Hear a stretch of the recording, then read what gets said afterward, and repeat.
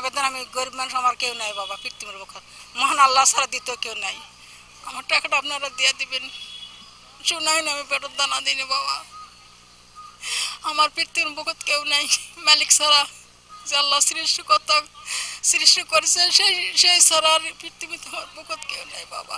কিছু নাই, বেটা বুত নাই, স্বামী নাই, কিছু নাই, মাত্র বেতন কাজ কাম করে এসে এখানে দিছি, দিয়ে এখানে এখন বিপদে পড়ছি। আমরা তো জানতাম না যে এখানে আমরা বিপদে পড়বো, আরো 10 বাপ ভাই দিছে, যার জন্য আমরাও দিছি।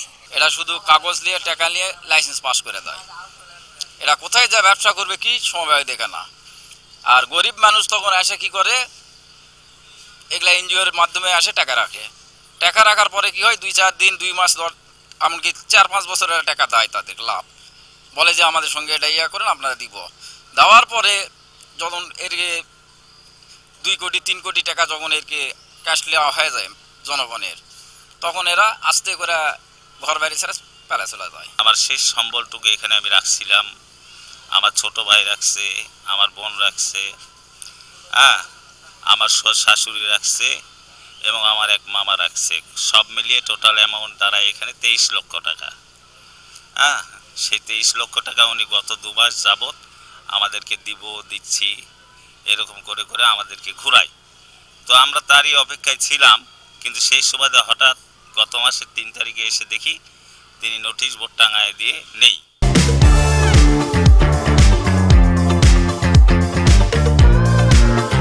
নওগাঁ সহ দেশের বিভিন্ন এলাকা থেকে যে মাল্টিপারপাস সহ বিভিন্ন অর্থলগ্নী প্রতিষ্ঠান যে হারিয়ে যাচ্ছে, এর মূল কারণ আমার কাছে মনে হয় যে এই সমস্ত প্রতিষ্ঠানের রেজিস্ট্রেশন যারা দিয়েছে সেই কর্তৃপক্ষের কোনো মনিটরিং নেই এবং আইনের যথেষ্ট রকমের ঘাটতি আছে। বিধায় এখানে যারা সদস্যরা শেয়ার সঞ্চয় রাখতেছে তার একটা সুনির্দিষ্ট বিধিমালা না থাকার কারণে এবং মনিটরিং না থাকার কারণে এখানে ওই সমস্ত যারা এই প্রতিষ্ঠানগুলো খুলছেন তারা যা ইচ্ছা তাই ভাবে মানুষকে মানে অতি লোভ দেখায় বা অতি লভ্যাংশ দেখায় মানুষকে আকৃষ্ট করার চেষ্টা করছে।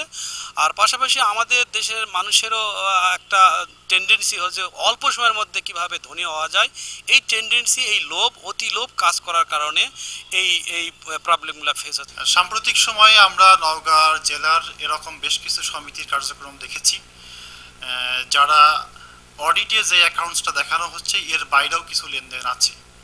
তো এর প্রেক্ষিতে আমরা অডিট অফিসারদেরকে নির্দেশনা দিয়েছি যে অডিট করার সময় সংশ্লিষ্ট এলাকাতে মাইকিং করা বা ফেসবুক প্রচারণার মাধ্যমে সমিতির সদস্যরা যাতে জানতে পারে এই সমিতির অডিট হচ্ছে।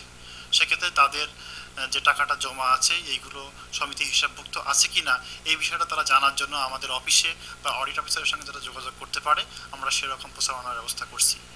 আর এর প্রেক্ষিতে আমরা যে সমিতিগুলো আমরা দেখব যে তারা হিসেবের বাইরেও লেনদেন করছে, সেক্ষেত্রে আমরা তাদের হিসাব গোপনের দায়ে আমরা আমাদের দপ্তরের পক্ষ থেকে আমরা মামলা করার উদ্যোগ নিয়েছি।